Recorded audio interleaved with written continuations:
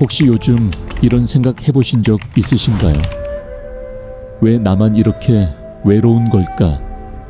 분명히 주변에 사람들이 있는데, 가족도 있고, 친구도 있고, 직장 동료도 있는데, 왜 이렇게 마음 한구석이 텅 빈 것 같은 느낌이 드는 걸까? 밤에 혼자 누워있으면 천장을 바라보면서 이 공허함이 대체 어디서 오는 건지 알 수가 없어서 더 막막해지는 그런 순간들이요. 저도 그런 시간들을 보냈습니다. 그리고 아마 이 영상을 보고 계신 여러분 중에서도 비슷한 마음으로 여기까지 오신 분들이 계실 거예요. 사실 외로움이라는 감정은 참 이상합니다. 아무리 많은 사람들 속에 있어도 느껴질 때가 있고, 반대로 완전히 혼자 있는데도 전혀 외롭지 않을 때가 있거든요. 그래서 이 감정의 정체가 뭔지, 왜 이렇게 찾아오는 건지 정말 궁금해지는 거죠. 오늘 저는 여러분께 조금 다른 이야기를 해드리고 싶습니다. 우리가 느끼는 이 외로움이 어쩌면 우연이 아닐 수도 있다는 이야기요. 삶이 우리에게 일부러 고독의 시간을 주는 것일 수도 있다는, 처음 들으면 조금 낯선 이야기입니다. 스위스의 위대한 심리학자 칼 구스타프 융은 평생에 걸쳐 인간의 마음을 탐구했습니다. 그리고 그는 외로움에 대해서 우리가 일반적으로 생각하는 것과는 전혀 다른 시선을 가지고 있었어요. 융은 고독이 단순한 고통이 아니라 우리 내면에서 무언가가 일어나고 있다는 신호일 수 있다고 보았습니다. 만약 지금 여러분이 외로움 속에 계시다면 오늘 이 이야기가 그 시간의 의미를 조금 다르게 바라볼 수 있는 계기가 되었으면 좋겠습니다. 외로움이 끝이 아니라 시작일 수 있다는 것, 그 고독 속에서 우리가 발견하게 되는 것들이 있다는 것을 함께 이야기해 보겠습니다. 우리는 보통 외로움을 부정적인 것으로 생각합니다. 외롭다는 건 뭔가 잘못된 거라고, 내가 사회적으로 실패한 거라고, 혹은 내가 사랑받지 못하는 사람이라서 그런 거라고 생각하기 쉬워요. 텔레비전을 켜면 온통 행복한 가족들, 웃음 가득한 친구 모임, 달콤한 연인들의 모습이 나오잖아요. 그런 걸 보면서 나만 저렇게 못 사는 것 같다는 생각이 들 때가 있습니다. 특히 명절이나 기념일 같은 때면 그 느낌이 더 강해지죠. 그런데 융은 이런 시선에 의문을 제기했습니다. 그는 외로움을 단순히 사회적 관계의 부재로 보지 않았어요. 오히려 그는 외로움이 우리 내면에서 보내는 중요한 메시지일 수 있다고 생각했습니다. 마치 몸이 아플 때 열이 나는 것처럼 마음에도 무언가 주의를 기울여야 할 때 외로움이라는 신호가 온다는 거예요. 융의 심리학에서 가장 중요한 개념 중 하나가 바로 개성화라는 것입니다. 개성화란 쉽게 말해서 진정한 나 자신이 되어가는 과정이에요. 우리는 태어나서 자라면서 수많은 역할을 배웁니다. 누군가의 자녀로서, 학생으로서, 직장인으로서, 부모로서 사회가 기대하는 모습대로 살아가는 법을 배우죠. 그런데 그렇게 살다 보면 어느 순간 이게 진짜 나인가 하는 의문이 들 때가 옵니다. 내가 원해서 이렇게 사는 건가? 아니면 그냥 주변의 기대에 맞추느라 이렇게 된 건가 하는 생각이요. 융은 이런 의문이 드는 것 자체가 개성화의 시작이라고 보았습니다. 그리고 이 과정에서 고독은 피할 수 없는 동반자라고 했어요. 왜냐하면 진정한 자기 자신을 찾아가는 여정은 본질적으로 혼자 걸어야 하는 길이기 때문입니다. 아무리 좋은 친구가 있어도, 아무리 사랑하는 가족이 있어도 내 마음속 가장 깊은 곳으로 들어가는 여행은 오직 나 혼자만 할 수 있는 거예요. 이것이 바로 융이 말한 고독의 역설입니다. 우리가 가장 외롭다고 느끼는 순간이 사실은 우리가 가장 중요한 내면의 작업을 하고 있는 순간일 수 있다는 거예요. 마치 나비가 되기 위해 고치 속에서 혼자 변화를 겪어야 하는 애벌레처럼요. 여러분, 혹시 인생에서 가장 힘들었던 시기를 떠올려 보실 수 있으신가요?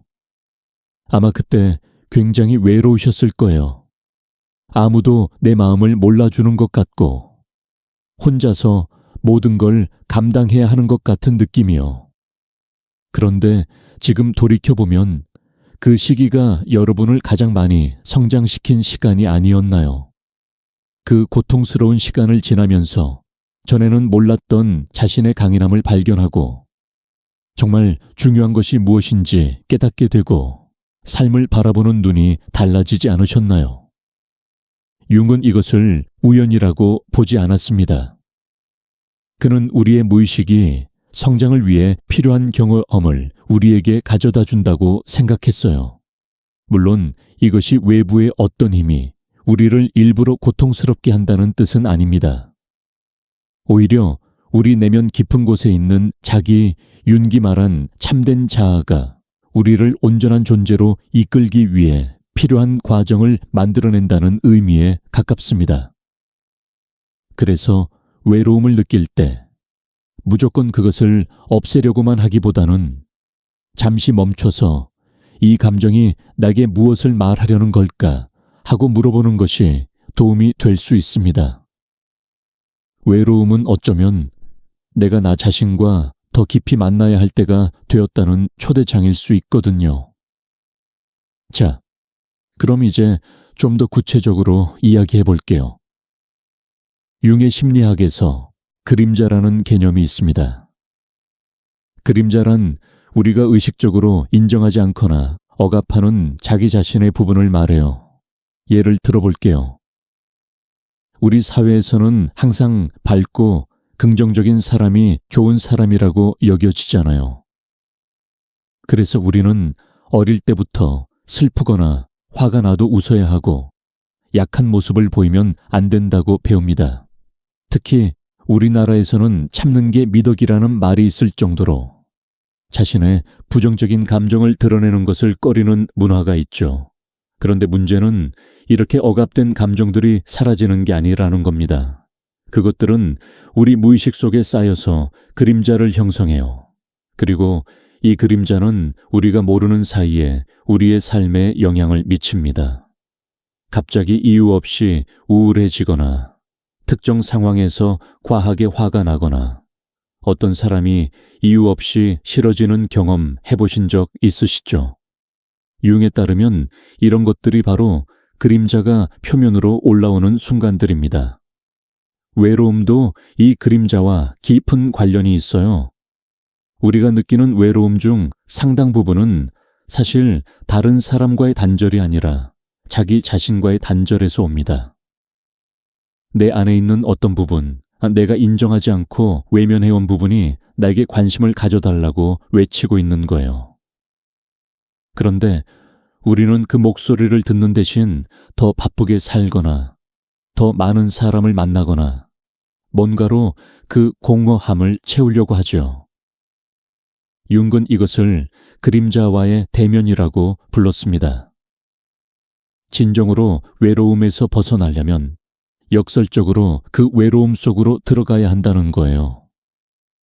내가 왜 외로운지, 무엇이 나를 이렇게 공허하게 만드는지, 내 안에서 어떤 부분이 돌봄을 받지 못하고 있는지를 직면해야 한다는 겁니다. 이게 쉬운 일이 아니라는 거 저도 압니다. 자기 안의 어두운 부분을 바라보는 건 두렵고 고통스러운 일이에요. 그래서 대부분의 사람들은 평생 이 작업을 피하면서 살아갑니다. 하지만 융은 그림자를 피하면 피할수록 그것이 더 커진다고 경고했어요. 마치 방 안에 있는 코끼리처럼 우리가 아무리 모른 척해도 그것은 계속 거기 있고 점점 더 많은 공간을 차지하게 됩니다. 그래서 고독의 시간이 중요한 거예요. 혼자 있는 시간은 우리에게 자기 자신과 마주할 기회를 줍니다. 평소에 우리는 너무 바빠요. 아침에 일어나서 출근하고, 일하고, 퇴근하고, 집안일하고, 자고, 또 일어나고.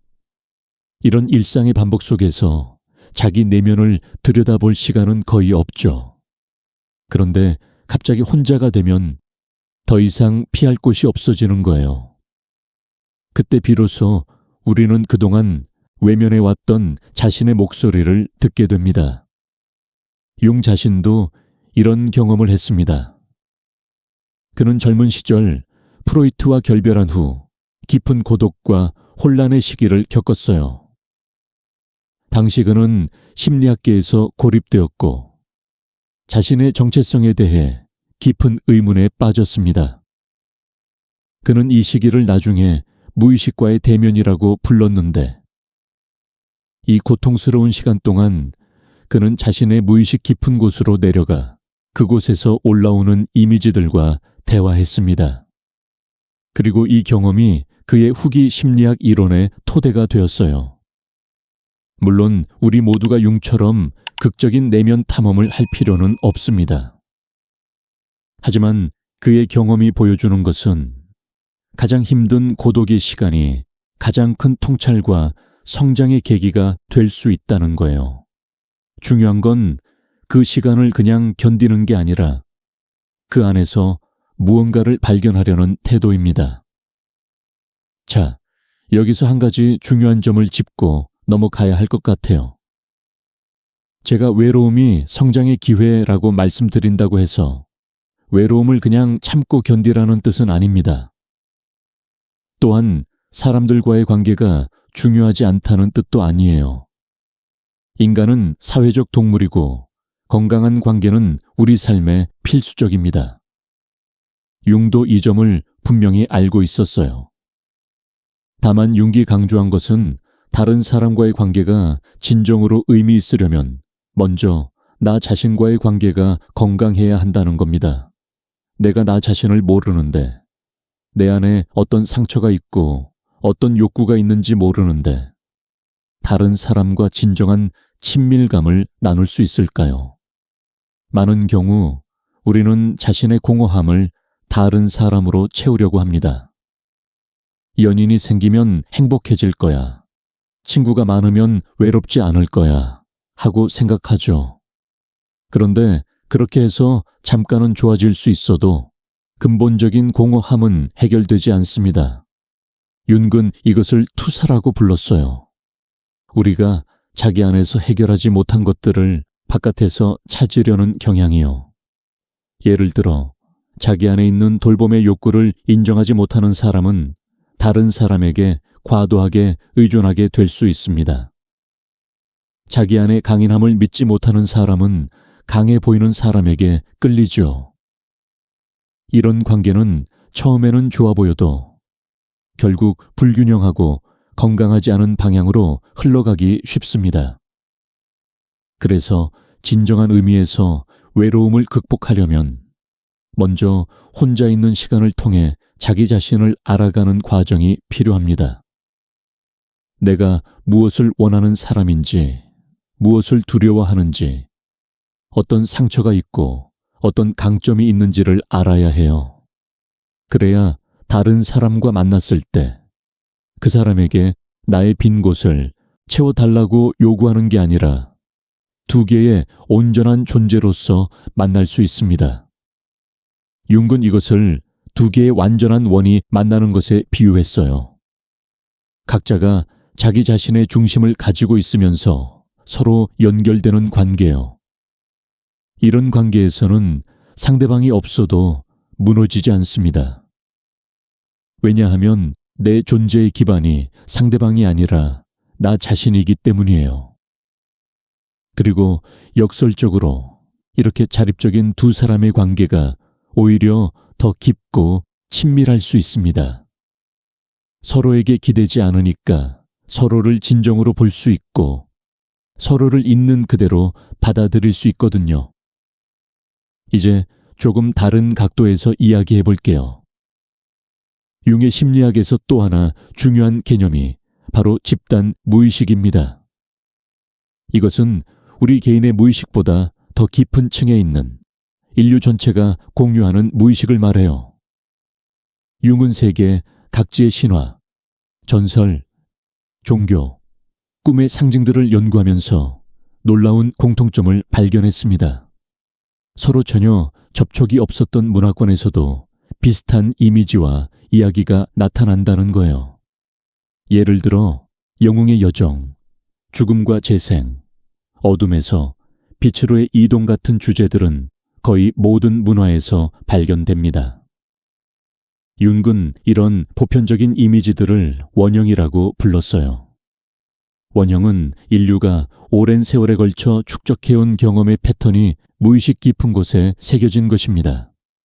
그리고 외로움과 고독의 경험도 이런 원형적 차원이 있어요. 세계의 많은 신화와 전설에서 영웅은 항상 혼자 어둠의 세계로 내려갑니다. 그리스 신화의 오르푸스는 죽은 아내를 찾아 혼자 저승으로 내려갔고, 단테는 신곡에서 혼자 지옥을 통과했습니다. 동양에서도 부처는 보리수 아래에서 혼자 명상했고, 예수는 광야에서 40일을 혼자 보냈죠. 이런 이야기들이 반복되는 건 우연이 아닙니다.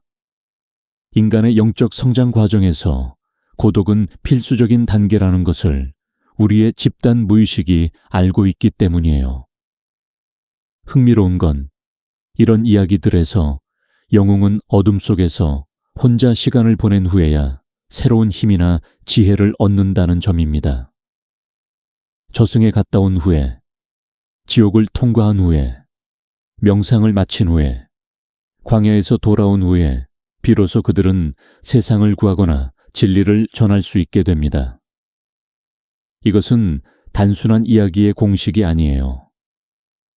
융에 따르면 이것은 인간 심리의 깊은 진실을 반영합니다. 진정한 변화와 성장은 어둠과 고독을 통과해야만 가능하다는 진실이요.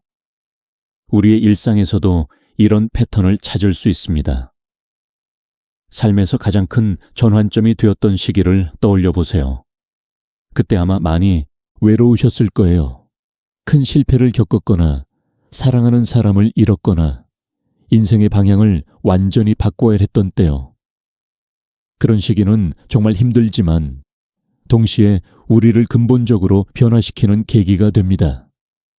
마치 신화 속 영웅이 어둠의 세계를 통과하는 것처럼 우리도 고통의 시간을 통과하면서 전에 없던 무언가를 얻게 됩니다.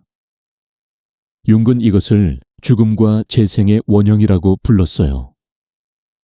오래된 자아가 죽고 새로운 자아가 태어나는 과정이요. 이 과정은 물리적인 죽음이 아니라 심리적인 죽음입니다.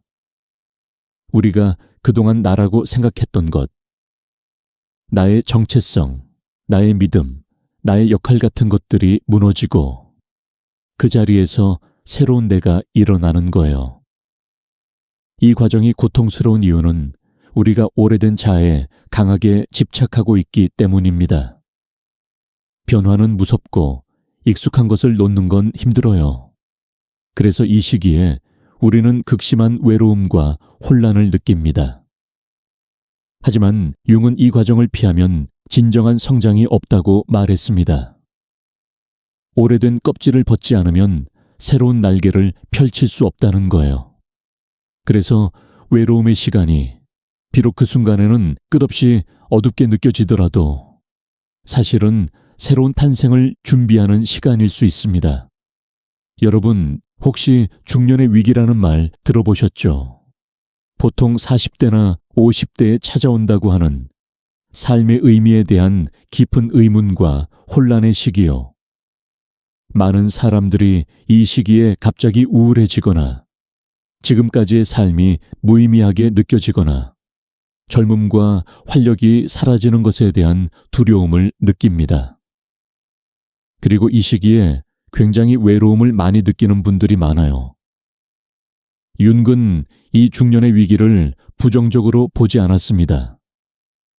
오히려 그는 이것이 인생의 자연스러운 전환점이며 삶의 후반부를 위한 중요한 준비 기간이라고 보았어요.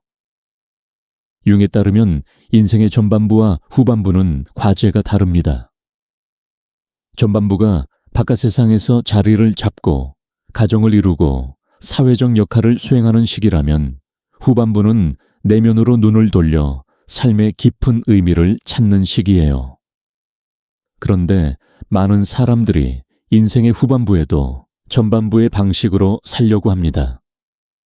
더 많이 성취하고 더 젊어 보이려 하고 계속 바깥을 향해 달리려고 해요. 하지만 그렇게 하면 점점 더 공허해지고 삶의 에너지가 고갈됩니다. 융은 이것을 태양에 비유했어요. 태양이 떠오르는 아침에는 위로 올라가는 것이 자연스럽지만 오후가 되면 태양은 내려가기 시작합니다. 오후에 태양이 억지로 다시 올라가려 하면 자연의 법칙에 어긋나는 거죠. 중년의 위기는 바로 이 전환의 시기에 나타납니다. 지금까지의 삶의 방식이 더 이상 작동하지 않는다는 신호예요. 그리고 이 시기의 외로움은 우리에게 방향을 바꾸라고 말하고 있는 겁니다. 바깥에서 안으로, 성취에서 의미로, 더 많은 것에서 더 깊은 것으로요. 융은 이 시기를 잘 통과하기 위해서는 고독을 받아들이는 것이 중요하다고 했어요. 젊었을 때처럼 끊임없이 사람들과 어울리고 활동하는 것이 아니라 혼자 조용히 자기 내면과 대화하는 시간이 필요하다는 거예요. 이것이 처음에는 어색하고 불안할 수 있습니다. 평생 바깥을 향해 살아온 사람에게 갑자기 안으로 들어가라고 하면 당연히 힘들겠죠. 하지만 이 과정을 피하면 인생의 후반부가 그냥 전반부의 연장선, 점점 빛이 발해가는 복사본이 되어버립니다.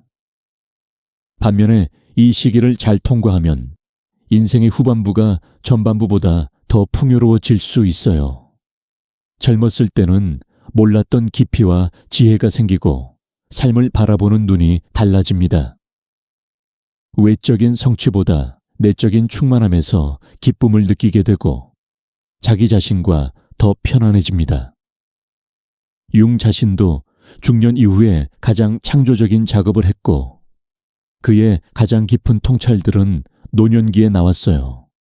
그래서 만약 지금 여러분이 중년의 어느 시점에서 깊은 외로움과 혼란을 느끼고 계시다면 그것이 반드시 나쁜 신호는 아닙니다.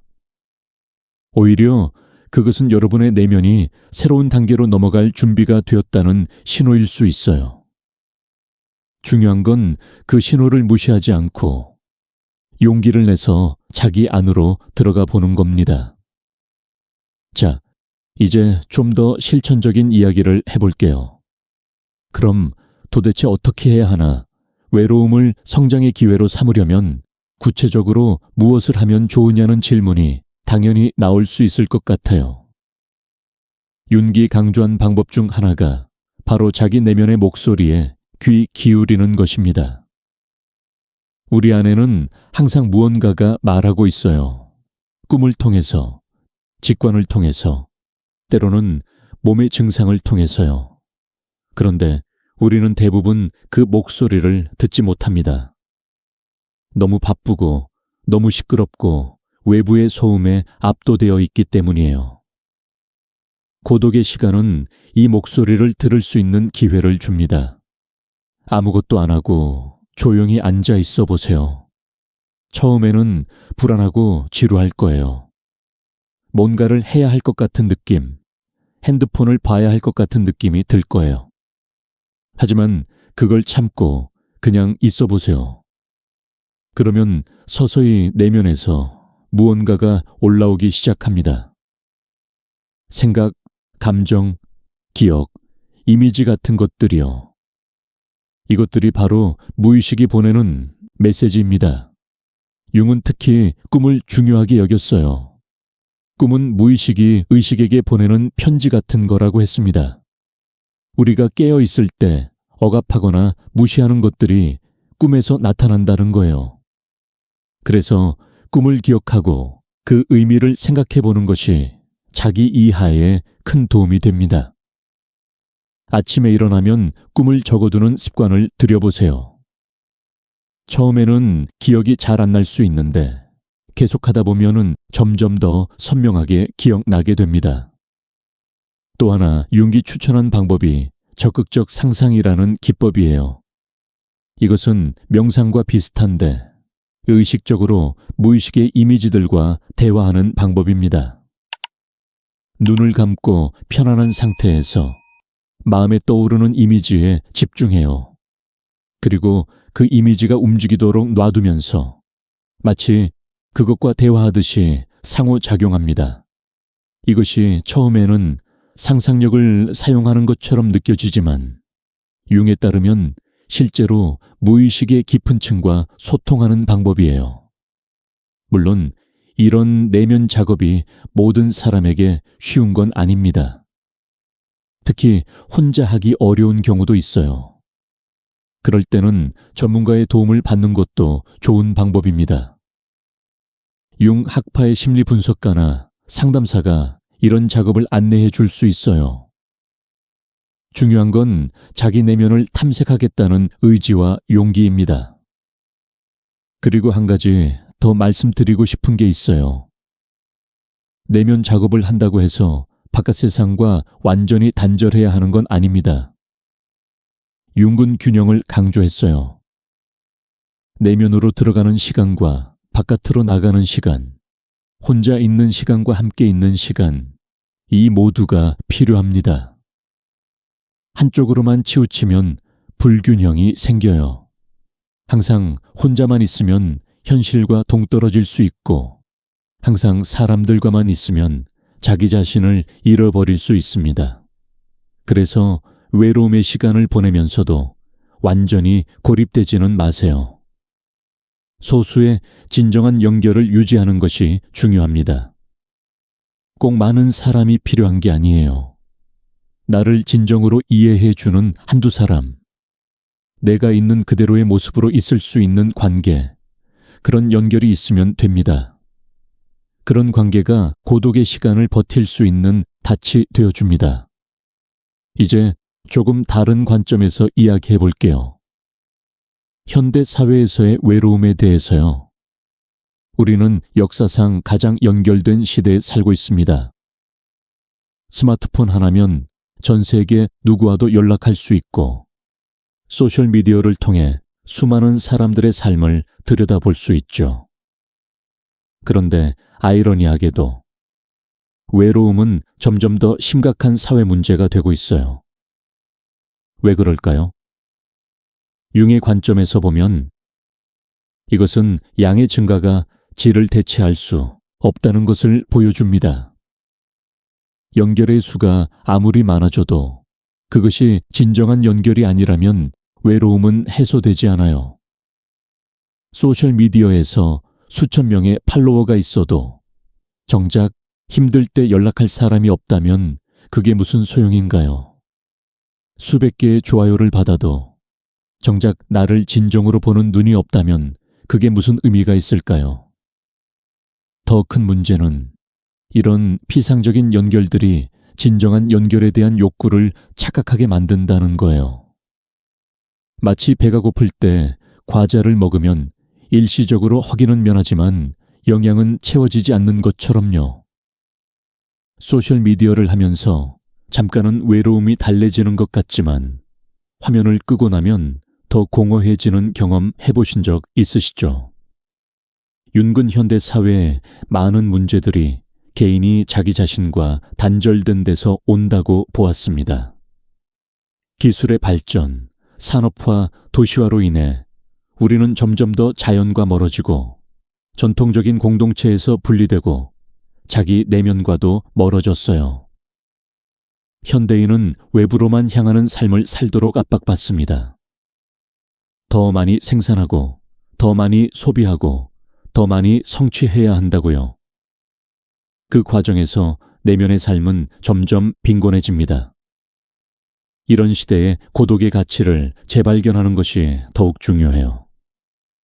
일부러라도 디지털 기기를 끄고 혼자 있는 시간을 가지는 것, 외부의 소음에서 벗어나 자기 내면의 목소리를 듣는 것, 이것이 현대를 사는 우리에게 필요한 균형 회복의 방법입니다. 물론 이게 쉽지 않다는 거 알아요. 우리는 항상 연결되어 있어야 한다는 압박을 받고 혼자 있으면 뭔가 놓치고 있는 것 같은 불안을 느끼죠. 하지만 그 불안을 넘어서야 진정한 자유와 평화를 찾을 수 있습니다. 가끔은 아무것도 안 해도 괜찮다는 것, 혼자 있어도 괜찮다는 것, 연결되어 있지 않아도 내가 존재한다는 것을 스스로에게 상기시켜 주세요. 여기서 우리 문화에 대해 잠깐 이야기해 볼게요. 한국 사회는 전통적으로 공동체를 중시해 왔습니다. 가족, 이웃, 마을이 함께 사는 것을 당연하게 여겼고, 혼자 있는 것은 외톨이, 왕따 같은 부정적인 이미지와 연결되기도 했죠.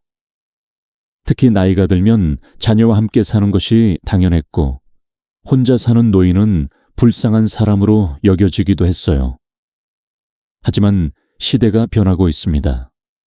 핵가족화가 진행되고 1인 가구가 늘어나고 예전처럼 대가족이 함께 사는 경우는 드물어졌어요.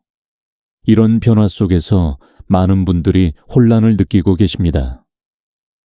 특히 중장년층 분들은 어릴 때 배운 가치관과 현재의 현실 사이에서 갈등을 겪으시죠. 자녀들이 독립하고 나면 허탈하고 배우자를 먼저 보내시면 세상에 홀로 남겨진 것 같은 느낌이 드시기도 할 거예요. 이런 상황에서 융의 관점이 도움이 될 수 있습니다. 혼자 있게 되었다는 것이 반드시 불행한 것은 아니에요. 오히려 이것은 삶의 새로운 단계로 들어가는 문일 수 있습니다. 젊었을 때는 가족을 돌보고 일을 하느라 나 자신을 위한 시간이 없었잖아요. 이제 그 시간이 생긴 거예요. 물론 처음에는 익숙하지 않고 힘들겠지만 이 시간을 어떻게 쓰느냐에 따라 인생의 후반부가 완전히 달라질 수 있습니다. 우리나라에서도 옛날부터 고독의 가치를 아는 전통이 있었어요. 선비들은 자연 속에서 홀로 학문과 수양에 정진했고 승려들은 산 속에서 수행했습니다. 퇴계 이황 선생은 도산서원에서 제자들을 가르치면서도 혼자 사색하는 시간을 중요하게 여겼고 주사 김정희는 유배지에서의 고독한 시간 동안 예술적 절정에 이르렀죠. 이런 전통 속에는 고독이 단순한 외로움이 아니라 자기 성찰과 성장의 시간이 될 수 있다는 지혜가 담겨 있어요. 현대를 사는 우리도 이 지혜를 되살릴 수 있습니다. 혼자 있는 시간을 두려워하지 말고 그 시간 속에서 나 자신을 만나는 연습을 해보세요. 산책을 하거나 차를 마시거나 글을 쓰거나 그림을 그리거나 자연을 바라보거나 무엇을 하든 중요한 건 그 시간을 의미 있게 보내는 거예요. 그러면 혼자 있는 것이 외롭고 쓸쓸한 게 아니라 오히려 충만하고 풍요로운 경험이 될 수 있습니다. 자, 이제 외로움과 창조성의 관계에 대해 이야기해 볼게요. 융은 창조적인 작업과 고독 사이에 깊은 연관이 있다고 보았습니다. 역사상 위대한 예술가, 작가, 사상가들을 보면 많은 경우 고독한 시간을 보냈어요. 그들은 그 고독 속에서 자신의 내면 깊은 곳에 닿았고 거기서 발견한 것들을 작품으로 표현했습니다. 융은 이것을 무의식의 창조적 기능이라고 불렀어요. 우리의 무의식에는 의식이 모르는 풍부한 내용들이 있습니다. 이미지, 상징, 감정, 기억, 그리고 아직 형태를 갖추지 않은 잠재력들이요. 이것들은 평소에는 의식의 표면 아래에 숨어 있지만 조건이 맞으면 올라옵니다. 그리고 그 조건 중 하나가 바로 고요함과 고독이에요. 왜 그럴까요? 우리의 의식은 대부분의 시간 동안 외부 세계를 향해 있습니다. 일을 하고 사람을 만나고 정보를 처리하고 문제를 해결하느라 바쁘죠. 이렇게 의식이 바깥으로 향해 있을 때 무의식에서 올라오는 것들은 주목받지 못합니다. 하지만 혼자 조용히 있으면 의식의 활동이 줄어들고 무의식의 내용들이 올라올 공간이 생겨요. 이것이 바로 예술가들이 고독을 필요로 하는 이유입니다. 작곡가는 조용한 방에서 음악을 듣고 화가는 아틀리에에서 혼자 캔버스 앞에 섭니다. 작가는 새벽에 일어나 아무도 없는 시간에 글을 쓰죠. 그들은 이 고독한 시간에 무의식에서 올라오는 영감을 포착하고 그것을 형태로 만들어냅니다. 그런데 여기서 중요한 점이 있어요. 창조성은 전문 예술가만의 것이 아닙니다. 융은 모든 사람에게 창조적인 잠재력이 있다고 믿었어요. 꼭 그림을 그리거나 음악을 만드는 것만이 창조가 아닙니다. 자기 삶을 의미 있게 만들어가는 것, 문제에 새로운 해결책을 찾는 것, 관계를 더 깊게 만드는 것, 이 모든 것이 창조적인 행위입니다. 그래서 외로움의 시간이 여러분에게도 창조적인 시간이 될 수 있어요. 무언가를 새로 시작해 보세요. 그림을 배워도 좋고, 글을 써도 좋고, 악기를 배워도 좋고, 정원을 가꿔도 좋습니다. 모든 자신을 표현하고 무언가를 만들어내는 활동이면 됩니다.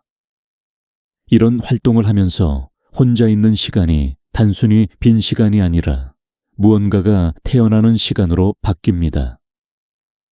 융 자신도 평생 이런 창조적 작업을 했어요. 그는 글을 쓰고 그림을 그리고 돌을 조각했습니다. 특히 그가 스위스 볼링겐에 지은 탑은 유명해요. 그는 수십 년에 걸쳐 직접 손으로 돌을 쌓아 이 건물을 지었습니다. 이것은 단순한 건축이 아니라 그의 내면 세계를 물질적 형태로 표현한 것이었어요. 그는 이 작업을 하면서 자기 무의식과 대화했고 그 과정에서 깊은 치유와 통합을 경험했습니다. 여러분도 꼭 거창한 것을 만들 필요는 없어요. 작은 것부터 시작해 보세요. 오늘 하루의 느낌을 일기로 써보는 것, 창밖의 풍경을 스케치해 보는 것, 오래된 사진을 정리해 보는 것. 이런 작은 창조적 행위들이 모여서 여러분의 고독한 시간을 의미 있게 채워줄 거예요. 이제 영성의 관점에서도 이야기해 볼게요. 융은 심리학자였지만 그의 작업은 종교와 영성의 영역까지 확장되었습니다. 그는 종교적 경험이 인간 심리의 중요한 부분이며 영적인 차원을 무시하면 인간을 온전히 이해할 수 없다고 생각했어요. 융에 따르면 인간에게는 의미에 대한 근원적인 욕구가 있습니다. 우리는 단순히 먹고 마시고 번식하는 것만으로는 만족하지 못해요. 내 삶이 왜 존재하는지, 내가 무엇을 위해 사는지, 이 모든 것이 어떤 의미가 있는지 알고 싶어 합니다. 이런 질문들은 종교나 철학의 영역이기도 하지만 융은 이것이 심리적인 필요라고 보았어요. 외로움은 종종 이 의미의 문제와 연결되어 있습니다. 삶에 의미가 있다고 느끼면 혼자 있어도 괜찮아요. 내가 하는 일이 중요하다고 느끼면, 내 존재가 가치 있다고 느끼면 외로움이 그렇게 무겁지 않습니다. 하지만 삶의 의미를 잃어버리면 아무리 많은 사람과 함께 있어도 공허합니다. 융은 현대인의 많은 심리적 문제가 이 의미의 상실에서 온다고 보았습니다. 과학의 발전과 함께 전통적인 종교와 신화가 힘을 잃으면서 많은 사람들이 삶의 의미를 찾지 못하고 방황하게 되었다는 거예요. 물질적으로는 풍요로워졌지만 정신적으로는 빈곤해진 거죠. 그래서 융은 개인이 자신만의 의미를 찾는 것이 중요하다고 강조했습니다. 이것은 기성 종교를 그대로 따르는 것과는 달라요. 물론 종교가 도움이 될 수 있지만 중요한 건 그것이 진정으로 나의 것이 되어야 한다는 겁니다. 남들이 믿으라고 해서 믿는 게 아니라 내 경험과 탐구를 통해 발견한 의미여야 해요. 고독의 시간은 이 의미 찾기에 필수적입니다. 바쁜 일상 속에서는 이런 깊은 질문을 할 여유가 없어요. 하지만 혼자 조용히 있으면 자연스럽게 이런 질문들이 떠오릅니다. 나는 왜 사는가? 무엇이 진정으로 중요한가? 죽음 이후에는 무엇이 있는가? 이런 질문들이 불편하게 느껴질 수 있지만 피하지 말고 마주해 보세요. 그 질문들과 씨름하는 과정에서 여러분만의 답이 조금씩 형성될 거예요. 윤근 이 과정을 영혼의 어두운 밤이라고 부르기도 했어요. 영적 전통에서 종종 언급되는 개념인데 신과의 연결이 끊어진 것 같은 극심한 어둠과 공허의 시기를 말합니다. 이 시기에 사람들은 절망하고 의문하고 모든 것을 의심합니다. 하지만 많은 영적 스승들은 이 어둠의 시기가 더 깊은 깨달음으로 가는 관문이라고 말해요. 마찬가지로 여러분이 지금 느끼는 외로움과 공허함이 어쩌면 영적인 성장의 전조일 수 있습니다. 기존에 믿었던 것들이 더 이상 작동하지 않고 삶의 의미가 흔들리는 것은 고통스럽지만 그것은 더 깊고 진정한 의미를 찾기 위한 준비 과정일 수 있어요. 오래된 신발이 낡아야 새 신발을 신을 수 있는 것처럼 오래된 의미 체계가 무너져야 새로운 의미가 들어올 공간이 생깁니다. 여기서 한 가지 주의할 점이 있어요. 의미를 찾는 것은 중요하지만 그것이 강박이 돼서는 안 됩니다. 윤근 의미가 찾아지는 것이지 만들어지는 것이 아니라고 했어요. 우리가 할 수 있는 건 열린 마음으로 기다리고 내면에 신의 주의를 기울이고 삶의 경험들을 깊이 음미하는 거예요. 그러면 어느 순간 의미가 저절로 드러납니다. 억지로 답을 내려고 하면 오히려 진정한 의미에서 멀어질 수 있어요. 이제 관계에 대해 좀 더 깊이 이야기해 볼게요. 앞서 자기 자신과의 관계가 다른 사람과의 관계의 기초가 된다고 말씀드렸는데 이것을 좀 더 구체적으로 살펴보겠습니다. 융의 심리학에서 아니마와 아니무스라는 개념이 있어요. 아니마는 남성의 무의식에 있는 여성적 측면이고 아니무스는 여성의 무의식에 있는 남성적 측면입니다. 윤근 모든 사람 안에 양성의 요소가 다 있다고 보았어요. 문화적으로 남성은 남성적 특성만, 여성은 여성적 특성만 발달시키도록 교육받지만 실제로 우리 안에는 둘 다 있다는 거죠. 이 개념이 관계와 어떤 연관이 있냐면요.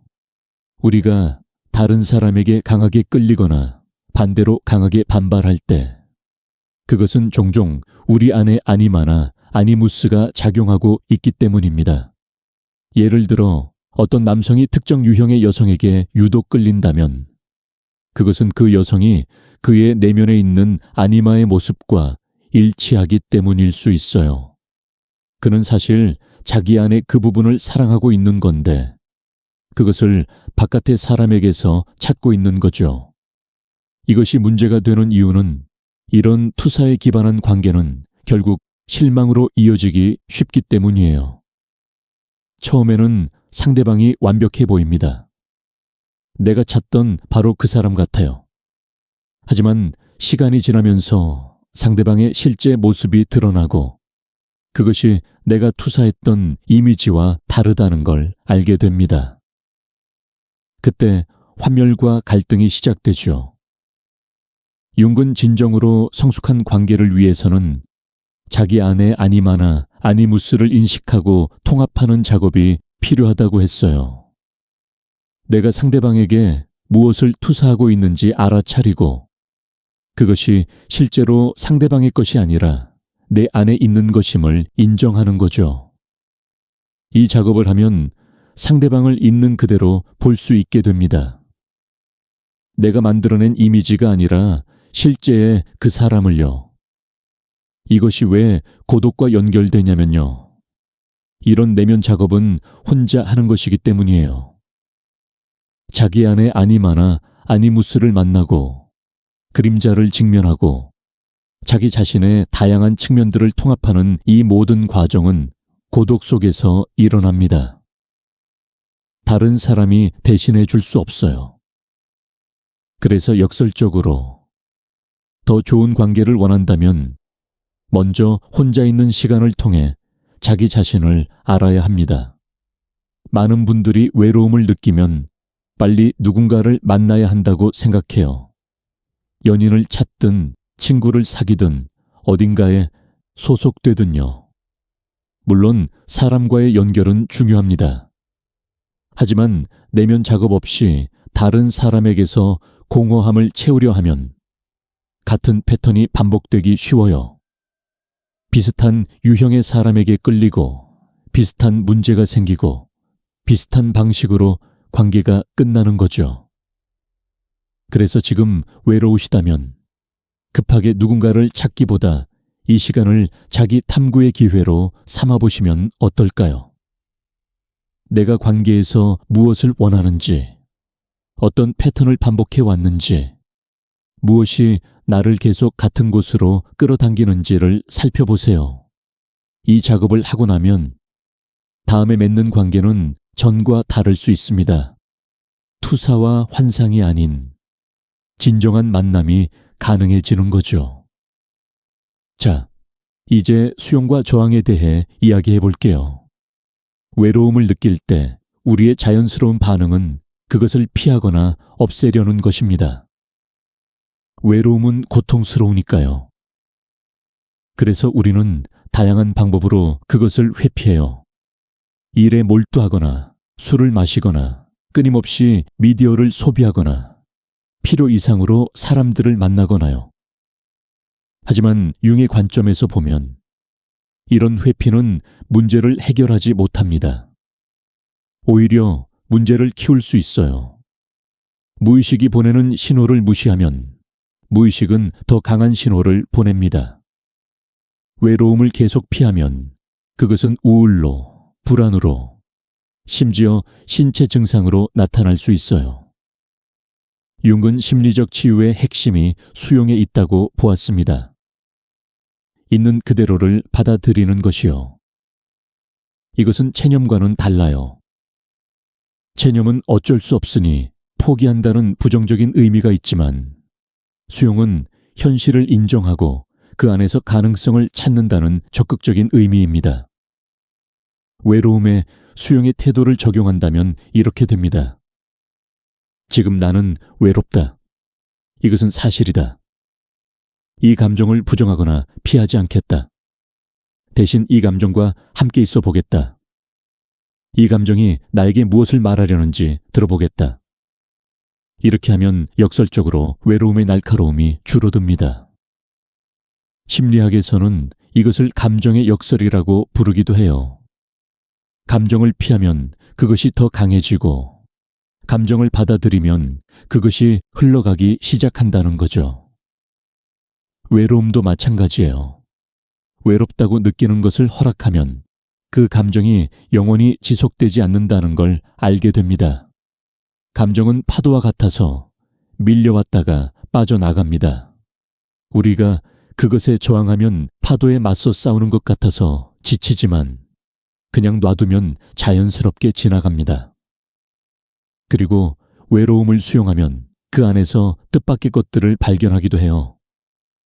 고요함, 평화, 자기 자신과의 친밀감 같은 것들이요. 항상 사람들과 함께 있을 때는 느끼지 못했던 혼자 있을 때만 경험할 수 있는 것들이 있습니다. 외로움을 적으로 보지 않고 받아들이면 그 안에서 선물을 발견할 수 있어요. 물론 이것이 외로움을 그냥 내버려 두라는 뜻은 아닙니다. 수용한 다음에는 행동이 필요해요. 내가 왜 외로운지 이해했다면 그것을 바탕으로 삶의 변화를 줄 수 있습니다. 더 의미 있는 관계를 추구하거나 새로운 활동을 시작하거나 삶의 방향을 바꾸거나요. 수용은 끝이 아니라 시작입니다. 현실을 직시해야 그 현실을 바꿀 수 있으니까요. 여러분, 지금까지 많은 이야기를 나누었는데요. 조금 정리해보면 이렇습니다. 외로움은 우리가 생각하는 것처럼 단순히 나쁜 것이 아닐 수 있어요. 융의 관점에서 보면 외로움은 우리 내면이 보내는 중요한 신호입니다. 그것은 자기 자신과 더 깊이 만나라는 초대이고, 삶의 새로운 단계로 넘어가라는 신호이고, 진정한 의미를 찾으라는 요청입니다. 물론 외로움은 고통스럽습니다. 그 고통을 부정하거나 축소하려는 게 아니에요. 하지만 그 고통 속에 숨겨진 가능성도 있습니다. 우리가 그것을 피하기만 하면 그 가능성을 놓치게 되고, 그것과 마주하면 거기서 성장의 계기를 찾을 수 있어요. 윤은 평생에 걸쳐 고독과 함께한 사람이었습니다. 그는 어린 시절부터 남들과 다르다는 느낌을 가졌고, 프로이트와 결별한 후에는 학문적으로도 고립되었어요. 하지만 그는 그 고독을 피하지 않고 오히려 그 안으로 들어갔습니다. 그리고 거기서 그는 인간 심리에 대한 가장 깊은 통찰들을 발견했어요. 그의 고독이 그를 파괴한 것이 아니라 그를 만들었습니다. 여러분의 외로움도 마찬가지일 수 있어요. 지금 느끼는 이 고독이 여러분을 파괴하는 것이 아니라 어쩌면 여러분을 더 깊고 넓은 사람으로 만들고 있는 중일 수 있습니다. 중요한 건 그 과정을 신뢰하고 자기 자신에게 시간을 주는 거예요. 마지막으로 이런 이야기를 드리고 싶어요.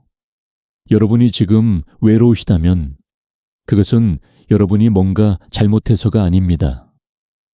사랑받지 못하는 사람이어서도 아니고 결함이 있어서도 아니에요.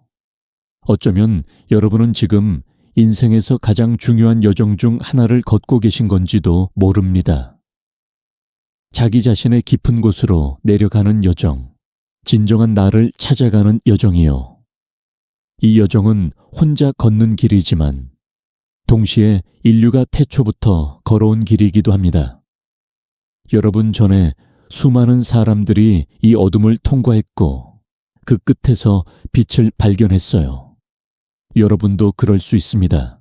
그러니 너무 두려워하지 마세요. 외로움이 찾아왔다고 해서 인생이 끝난 게 아니에요. 오히려 무언가 새로운 것이 시작되고 있는 건지도 몰라요. 그 시작을 믿고 한 걸음씩 나아가 보세요. 여러분 안에는 여러분이 아직 모르는 힘과 지혜가 있습니다. 이 고독의 시간이 그것을 발견하는 계기가 되길 바랍니다. 오늘 이 이야기가 여러분께 조금이라도 위로가 되었으면 좋겠습니다. 긴 시간 함께해 주셔서 감사합니다. 여러분 모두 각자의 여정에서 빛을 찾으시길 바라면서 저는 여기서 마치겠습니다. 항상 건강하시고 또 다음에 뵙겠습니다.